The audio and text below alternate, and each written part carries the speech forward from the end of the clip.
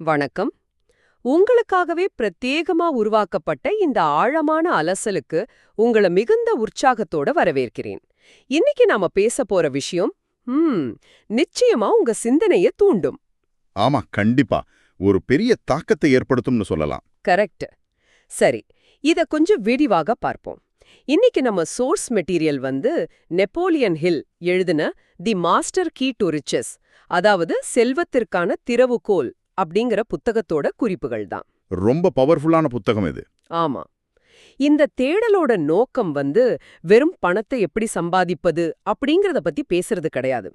மாறாக Thomas Edison, Henry fort இப்படி மாபெரும் வெற்றியாளர்கள் அவங்க வாழ்க்கையில பயன்படுத்திய அந்த உண்மையான வெற்றிக்கான சூத்திரம் என்ன, அதோட ஆழம் என்னன்னு தெரிஞ்சுக்கிறது தான். அதாவது இதை ஒரு பெரிய கண்ணோட்டத்துல பார்த்தோம்னா, இது ஏதோ கடையில விற்கப்படுற ஒரு சாதாரண சுய முன்னேற்ற புத்தகம் கிடையாது. இது மாபெரும் தொழிலதிபரான ஆண்ட்ரூ கார்னகியோட 20 வருட உழைப்போட விளைவு. 20 வருடம் நினைச்சு பார்க்கவே பிரம்மாண்டமா இருக்கு. தன் வாழ்நாள்ல அவர் சம்பாதிச்ச அனுபவங்களை, அந்த வெற்றிக்கான தத்துவங்களை உலகத்துக்கு, குறிப்பா உங்களை போன்ற என்னை போன்ற சாதாரண மனிதர்களுக்கு கொடுக்கணும்னு அவர் நினைச்சார். அது வெறும் தியரி இல்ல, பல 100 வெற்றியாளர்களோட வாழ்க்கையை அலசி ஆராய்ஞ்சி உருவாக்கப்பட்ட ஒரு பிராக்டிக்கல் மேனுவல். அந்த பின்னணியில பேசும்போது எனக்கு ரொம்ப ஆச்சரியமா, அதே சமயம் கொஞ்சம் முரண்பாடா தோணுன ஒரு விஷயத்த உங்ககிட்ட கேட்கணும். சொல்லுங்க. ஆண்ட்ரூ கார்னகி நெப்போலியன் ஹில் அப்படிங்கிற ஒரு இளம் பத்திரிகையாளரை கூப்பிட்டு ஒரு மாபெரும் பொறுப்பை கொடுக்கறாரு. சுமார் 500க்கும் மேற்பட்ட வெற்றியாளர்களை இன்டர்வியூ பண்ணி வெற்றியோட தத்துவத்தை எழுத சொல்றாரு. கரெக்ட். இது ஒரு அற்புதமான வாய்ப்பு தான். ஆனா இதுல கார்னகி வச்ச நிபந்தனை என்ன தெரியுமா? இந்த வேலைய முடிக்க 20 வருஷம் ஆகும். ஆனா இதுக்காக ஒரு பைசா கூட சம்பளமா தரப்பட மாட்டாது. ஆமா, அது ஒரு பெரிய ஷாக் தான். ஒரு இளைஞன் கிட்ட போய் உன்னோட இளமை காலம் முழுவதையும் எனக்காக உழைச்சு கொடு, ஆனா நான் சம்பளம் தரமாட்டேன்னு சொல்றது எந்த விதத்துல நியாயம்? இதை எப்படி ஒருத்தர் ஏத்துக்க முடியும்? நீங்க கேக்குறது மிகச் சரியான கேள்வி. மேரோட்டமா பார்த்தா இது ஒரு சுரண்டல் மாதிரியோ இல்ல சாத்தியமில்லாத ஒன்னாவோ தோணலாம். ஆனா கார்னகியோட அந்த அசாத்தியமான பார்வை வேற ஒரு தளத்துல இயங்குச்சு. வேற தளம்னா எப்படி சொல்றீங்க? கார்னகி தன்னோட உண்மையான சொத்து அந்த பல மில்லியன் டாலர் பணம் இல்லைன்னு உறுதியா நம்பினார். அந்த பணத்தை சம்பாதிக்க அவர் பயன்படுத்தின தத்துவம் இருக்கு இல்லையா, அந்த அறிவு தான் உண்மையான செல்வம். உழைக்காம கிடைக்கிற எதுவும், அது எவ்வளோ பெரிய பரிசா இருந்தாலும் சரி, மனிதர்களை சோம்பேறியாக்கணும்னு அவருக்கு நல்லா தெரியும். ஓ, சம்திங் ஃபார் நத்திங், அதுதானே? எக்ஸாக்ட்லி. ஏதோ ஒன்னுக்கு ஈடா எதுவுமே செய்யாம இலவசமா பெறுகிறது தான் மனித குலத்தோட மிகப்பெரிய பலவீனம். அதை உடைக்கத்தான் கார்னகி இந்த சவாலை வச்சார். நான் உனக்கு பணம் தரப்போறதில்ல, ஆனா அதை விட மதிப்புமிக்க, உன்னை என்றென்றைக்கும் வெற்றியாளனா மாத்திர அந்த அறிவை தேடுற பயங்கத்தை தர்றேன் அப்படின்னு சொன்னார். அதுதான் உண்மையான ஊதியம். வாவ், இப்ப புரியுது. அது ஒரு மாபெரும் சைக்கலாஜிக்கல் டெஸ்ட். இந்த தத்துவத்துக்கு தாமஸ் எடிசன், ஹென்றி ஃபோர்ட், அப்புறம் சைரஸ் H.K. கர்டிஸ் மாதிரி தலைவர்கள் எல்லாம் சொந்த சான்றுகள் கொடுத்திருக்காங்கன்னு படிக்கும்போது இதோட வீரியம் புரியுது. ஆமா, அவங்க யாருமே சாதாரண ஆட்கள் கிடையாது. குறிப்பா தாமஸ் எடிசனோட கடிதம் என்ன ரொம்ப கவர்ந்துச்சு. அவர் முறையான பள்ளிக்கூட படிப்பு வெறும் 3 மாசம்தான். ஆனா அவர்தான் உலகையே ஒளிர செய்தவர். அவர் சொல்றார், இந்த தத்துவத்தை உருவாக்குறதுல நீங்க காட்டின அதே கடுமையான உழைப்ப இத படிக்கிறவங்களும் அவங்க வாழ்வில செயல்படுத்துறதுல காட்டுனா மாபெரும் பலன் கிடைக்கும்னு எழுதியிருக்கார். உண்மைதான். அதே போல சைரஸ் H.K. கர்டிஸ் கடன்களில் தத்தளிச்ச நிலையிலிருந்து எப்படி சாட்டர்டே ஈவினிங் போஸ்ட் அப்படிங்கிற ஒரு மாபெரும் மீடியா சாம்ராஜ்யத்தை உருவாக்குனார் அப்படிங்கிறது ரொம்ப பிரமிப்பான விஷயம். ஆமா, இந்த மனிதர்கள் யாருமே ஓவர் நைட்ல சக்சஸ் ஆகல. அவங்க ஏதோ ஒரு பெரிய ரகசியத்தை ஃபாலோ பண்ணிருக்காங்க. இங்கதான் புத்தகத்துல வர்ற அந்த ஹாப்பி வேலி, அதாவது மகிழ்ச்சி பள்ளத்தாக்கு கதையை நாம ஞாபகப்படுத்திக்கணும். அந்த விவரிப்பு ரொம்ப அருமையா இருக்கும். கண்டிப்பா. அந்த ஹாப்பி வேலியை சேர்ந்த முகமூடி அணிஞ்ச பணக்கார மனிதன் கதை அப்படியே ஒரு சினிமா சீன் மாதிரி விரியும். உலகின் மிகப்பெரிய ரகசியத்தை ஷேர் பண்ண ஒரு மாபெரும் மேடையில அவர் ஏறுறார். கற்பனை செஞ்சு பாருங்க, அந்த அரங்கத்துல தோல்வியுற்று துவண்டவர்கள், இளைஞர்கள், தொழிலாளிகள்னு எல்லாரும் இருக்காங்க. ஒரு பெரிய கூட்டமே காத்துட்டு இருக்கு. அங்க அந்த முகமூடி மனிதன் செல்வத்துக்கான மாஸ்டர் கீயை வழங்க போறார். அந்த ரகசியத்தை அவர் 12 செல்வங்களா பிரிக்கிறாரு. இங்கே நாம கவனிக்க வேண்டிய சுவாரஸ்யமான விஷயம் என்னன்னா, அந்த 12 செல்வங்கள் நாம சாதாரணமா நினைக்கிற பேங்க் பேலன்ஸ், ஷேர் மார்க்கெட், தங்கம் இத பத்தி கிடையாது. அவர் சொல்ற முதல் அப்புறம் மிக முக்கியமான செல்வம் பாசிட்டிவ் மென்டல் ஆட்டிடியூட், அதாவது நேர்மறையான மனப்பான்மை. அதுதான் பேஸ் இல்லையா? ஆமா, அதுதான் அனைத்து வெற்றிகளுக்கும் தொடக்கப்புள்ளி. ஏன்னா மனதளவுல நீங்க ஒரு விஷயத்த நம்பலன்னா இந்த உலகத்துல எந்த ஒரு சக்தியாலும் உங்களை வெற்றி பெற வைக்க முடியாது. அடுத்ததா அவர் சொல்றது நல்ல உடல் நலம், மனித உறவுகளில் நல்லிணக்கம். ஒருத்தனுக்கு எவ்ளோ திறமை இருந்தாலும் மத்தவங்களோட இணைந்து பயணிக்க முடியலன்னா வளர்ச்சி அங்கே தடைப்பட்டுடும். உண்மைதான். அடுத்து வர்ற செல்வம் என்ன ரொம்ப யோசிக்க வச்சுது. பயத்திலிருந்து விடுதலை. இந்த புத்தகம் மனுஷனை ஆட்கொள்ளும் 7 அடிப்படையான பயங்களை பத்தி விரிவா பேசுது. வறுமை, விமர்சனம், நோய், அன்பு இழத்தல், சுதந்திரத்தை இழத்தல், முதுமை, அப்புறம் மரணம். இது எல்லாமே நாம அன்றாட சந்திக்கிற விஷயங்கள் தான். குலைப்பா மத்தவங்க என்ன நினைப்பாங்களோ அப்படிங்கிற அந்த விமர்சன பயம்தான் பலரையும் முதலடி எடுத்து வைக்க விடாம முடக்கிடுது. இந்த பயங்கள் இருந்தா நாம சுதந்திரமான மனிதனாகவே வாழ முடியாதுன்னு ஹில் சொல்றார். இதிலிருந்து விடுபடுவது ஒரு மாபெரும் செல்வம் இல்லையா? கண்டிப்பா. பயம் சிந்தனைய முடக்கிற ஒரு விஷயம். இதிலிருந்து விடுபட்ட பிறகுதான் எதிர்காலத்தின் மீதான நம்பிக்கையை வளர்த்துக்க முடியும். அதோட பகிரங்குணம், திறந்த மனம், சுய கட்டுப்பாடு, பிறரை புரிந்து கொள்ளும் திறன், அப்புறம் செய்யற வேலையை நேசிச்சு செய்யறது, இது எல்லாம் அடுத்தடுத்த செல்வங்களா அவர் பட்டியலிடுறார். இந்த இடத்துல தான் எனக்கு ஒரு பெரிய ஷாக். நீங்க அந்த 12 செல்வங்கள் லிஸ்ட கவனிச்சிங்களா? ஒருத்தன் செல்வத்தை பத்தி படிக்க வந்திருக்கான், ஆனா இதுல பொருளாதார பாதுகாப்பு, அதாவது எக்கனாமிக் செக்யூரிட்டி பத்தின பேச்சே இல்லையேன்னு தேட தோணுச்சு. கடைசியில பார்த்தா அது 12வது இடத்துல வைக்கப்பட்டிருக்கு.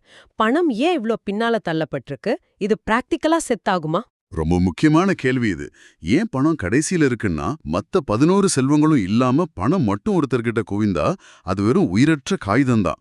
கோடிக்கணக்கான பணம் இருக்கலாம், ஆனா ஆரோக்கியம் இல்லைன்னா, உறவுகள்ல நல்லிணக்கம் இல்லைன்னா அந்த பணம் அவங்களுக்கு எந்த மகிழ்ச்சியும் தராது. கரெக்ட். நெப்போலியன் ஹில் சொல்ற மிக முக்கியமான பாடம் இதுதான். பணம் அப்படிங்கிறது நாம இந்த உலகத்துக்கு வழங்குற சேவைக்கான ஒரு பை ப்ராடக்ட் மட்டும்தான். ஹென்ரி ஃபோர்டு உலகமகா கோடீஸ்வரர் ஆனார்னா அவர் பணத்தை துரத்துனார்னு அர்த்தம் இல்ல.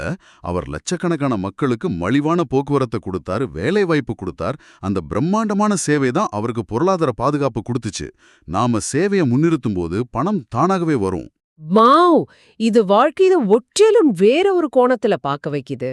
சரி, இந்த 12 செல்வங்களை எப்படி அடையிறது? இங்கதான் விஷயமே ரொம்ப சுவாரஸ்யமா மாறுது. அந்த வெற்றிக்கான நடைமுறை சூத்திரங்களை ஹில் தர்றார். The 4 big principles. ஆமா, வெற்றிக்கான 4 முக்கிய தூண்கள். முதல் தூண் குறிக்கோளில் தெளிவு, அதாவது definiteness of purpose. உங்க வாழ்க்கையில நீங்க எதை அடைய போறீங்க அப்படிங்கறதுல ஒரு அசைக்க முடியாத நோக்கம் இருக்கணும். சும்மா நான் பெரிய ஆளாகணும்னு சொல்றது குறிக்கோள் இல்ல. என்னவாகணும், எப்ப ஆகணும்னு ஒரு அசாத்தியமான தெளிவு இருக்கணும். எந்த ஒரு மாபெரும் சாதனையும் இந்த தெளிவான குறிக்கோள் இல்லாம சாத்தியமே இல்ல.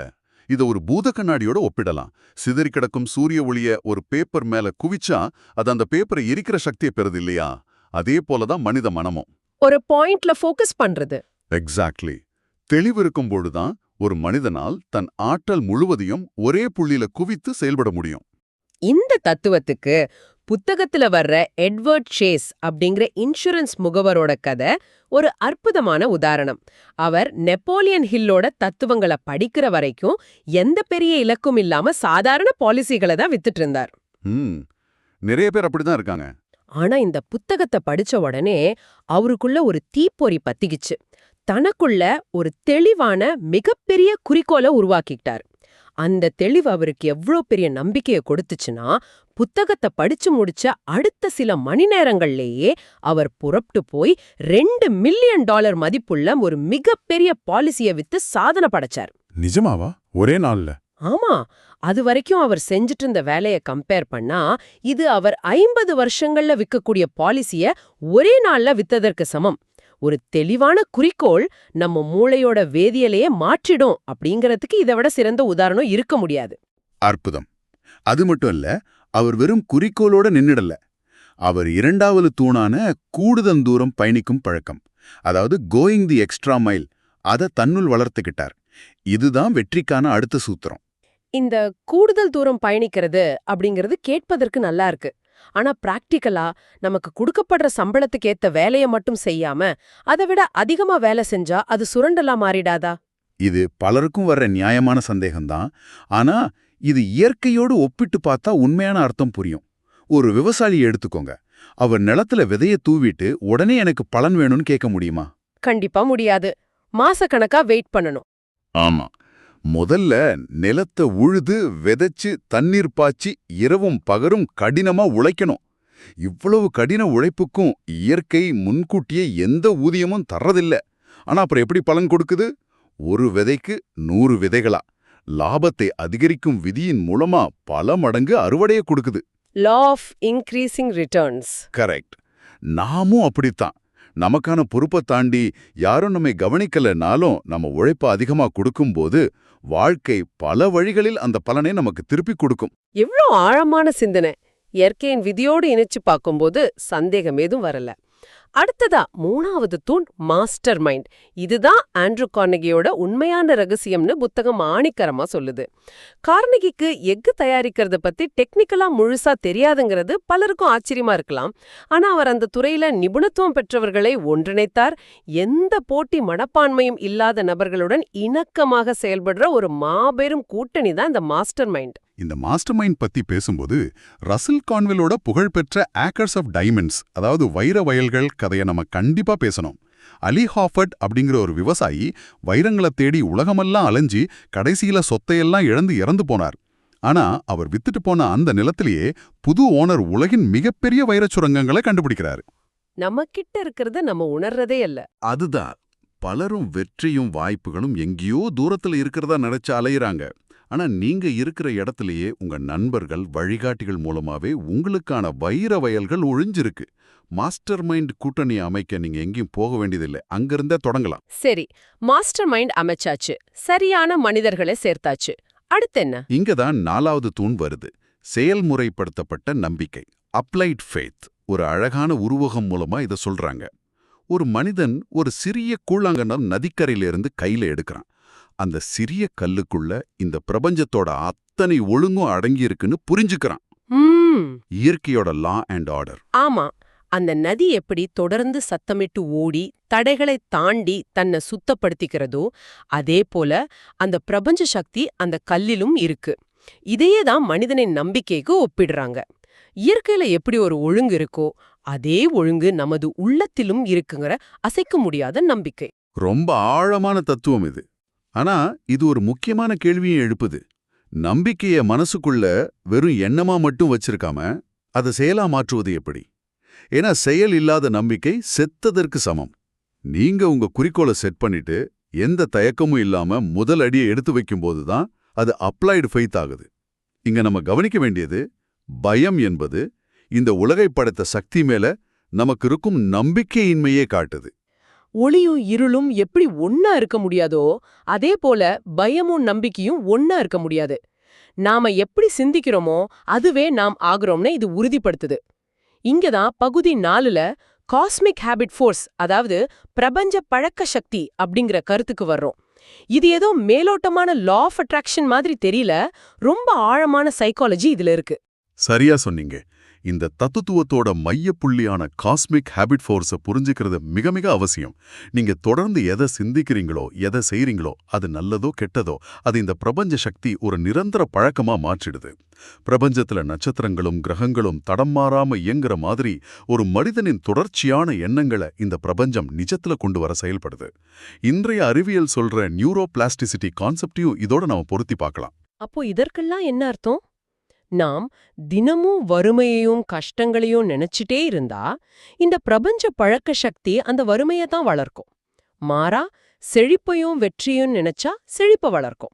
உங்க மனசை எதற்கு பழக்கப்படுத்துறீங்க அப்படிங்கிறது தான் உங்க விதியை நிர்ணயிக்குது. 100க்கு 100 உண்மை. ஆனா மனதை அப்படி பாசிட்டிவா பழக்கப்படுத்துறது அவ்வளவு ஈஸியா? இல்ல. இதுக்கு தேவையானது சுய கட்டுப்பாடு, செல்ஃப் டிசிப்ளின். ஒரு மனிதன் தம் மனது கட்டுப்படுத்தலைன்னா அவனால வேற எதையும் சாதிக்க முடியாதுன்னு புத்தகம் உறுதியா சொல்லுது. ஈகோ, கற்பனை, உணர்ச்சிகள் இது எல்லாத்தையும் சுய கட்டுப்பாடு மூலமா தான் சரியான பாதையில செலுத்த முடியும். இந்த மனதை கட்டுப்படுத்துறதுக்கு 8 பிரின்சஸ், 8 இளவரசர்கள் அப்படிங்கிற ஒரு பிராக்டிக்கல் பயிற்சியே தர்றாங்க.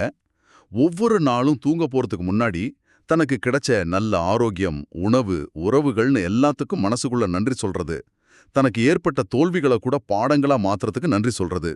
இப்படி செய்யும்போது நம்ம மனம் முழுவதும் பாசிட்டிவ் எனர்ஜியால நிரம்புது. இந்த 8 இளவரசர்களும் நம்ம மனதை காக்கும் காவலர்களா மாறுறாங்க. இத பெரிய கண்ணோட்டத்துல பார்த்தோம்னா வாழ்க்கை 2 வழிகள்ல தான் நம்ம பயணிக்க வைக்குது. குதிரை சவாரியோட ஒப்பிட்டு பாருங்க. கடிவாளத்தை பிடிச்சு நீங்க விரும்புற திசையில சவாரி செய்ய போறீங்களா, இல்ல வாழ்க்கை உங்க முதுகுல ஏறி சவாரி செய்ய நீங்க வெறும் குதிரையா மாற போறீங்களா? இதுதான் சுய கட்டுப்பாட்டின் இலக்கு. கடிவாளம் உங்க கையில இருக்கணும். இந்த ஆழமான அலசலை கேட்டுட்டு இருக்கிற நீங்க உங்களை சற்று நிதானமா சிந்தித்து பார்க்க கேட்டுக்கிறேன். உங்க வாழ்க்கை பயணத்துல நீங்க எந்த இடத்துல இருக்கீங்க? நீங்க குதிரையா ஓடிட்டு இருக்கீங்களா, இல்ல சவாரிக்காரரா இருந்து உங்க விதிய நீங்களே நிர்ணயிச்சிட்டு இருக்கீங்களா? எந்த பிரதிபலனும் எதிர்பார்க்காம அந்த கூடுதல் தூரம் பயணிக்க நீங்க இன்னைக்கு தயாரா? நாம இந்த உரையாடல முடிக்கும் தருவாயில இதுவரை நாம விவாதிக்காத ஒரு புதுமையான கோணத்தை உங்க முன் வைக்கிறேன். ஆண்ட்ரூ கார்னகி காலத்துல உடல் உழைப்பும் நேரமும் தான் பெரிய மூலதனம். ஆனா இன்னைக்கு ஏஐ போன்ற தொழில்நுட்பங்கள் பல வேலைகளை நொடிப்பொழுதில் செஞ்சு முடிக்கும் இந்த 21ஆம் நூற்றாண்டுல அந்த கூடுதல் தூரம் எதை குறிக்குது? இயந்திரங்களால் செய்ய முடியாத மாஸ்டர் மைண்ட் கூட்டணியை உருவாக்கி மனித உணர்வுகளை புரிந்து கொண்டு செயலாற்றுவதுதான் இனிவரும் காலங்களில் உண்மையான மாஸ்டர் கீயா இருக்க போகுதா? இந்த புதிய உலகத்துல உங்களுக்கான அந்த வெற்றிக்கான விதை எதுவாக இருக்கும்னு தேடுங்க. ரொம்ப ஆழமான தற்போதைய காலகட்டத்திற்கு தேவையான சிந்தனையோடு நாம நிறைவு செய்றோம். உங்களுக்கான அந்த மாஸ்டர் கீயை தேடத் தொடங்குங்க. இவ்ளோ நேரம் கேட்டதுக்கு ரொம்ப நன்றி. இந்த Tamil voice reads channel monetisation இல்லாம தான் நடக்குது. இந்த ஆடியோ புத்தகம் உங்களுக்கு பயன் தருதுன்னு நினைத்தா இந்த முயற்சி தொடர்ந்து போக உங்க ஆதரவு மிகவும் உதவும். என்னுடைய இந்த முயற்சிக்கு நன்கொடை அளிக்க விருப்பம் இருந்தால் டிஸ்கிரிப்ஷன்ல கொடுக்கப்பட்டுள்ள UPI ID மூலம் வழங்கலாம். உங்களால் முடிந்த அளவு போதும். சிறிய ஆதரவும் பெரிய உதவிதான். இந்த வீடியோ உங்களுக்கு பயனுள்ளதாக இருந்தால் சப்ஸ்கிரைப் பண்ணுங்க, மற்றவர்களுக்கும் பகிர்ந்து கொள்ளுங்க. இந்த கருத்துக்கள் அவர்களுக்கும் தேவையாக இருக்கலாம். லைக் பண்ணுங்க, உங்க கருத்துக்களை கமெண்ட்ல பகிருங்க. மனப்பூர்வமான நன்றி.